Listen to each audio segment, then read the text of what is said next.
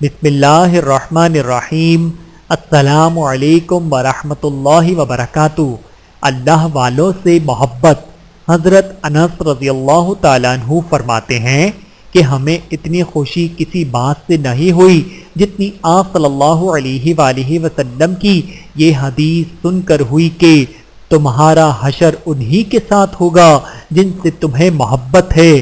پھر حضرت انس رضی اللہ تعالیٰ عنہ فرمانے لگے، میں نے رسول اللہ صلی اللہ علیہ وآلہ وسلم اور حضرت ابو بکر و عمر رضی اللہ تعالیٰ عنہم سے محبت رکھتا ہوں اور ان سے محبت کی وجہ سے امید رکھتا ہوں کہ میرا حشر بھی انہی کے ساتھ ہوگا اگرچہ میں ان جیسے اعمال نہ کر سکا۔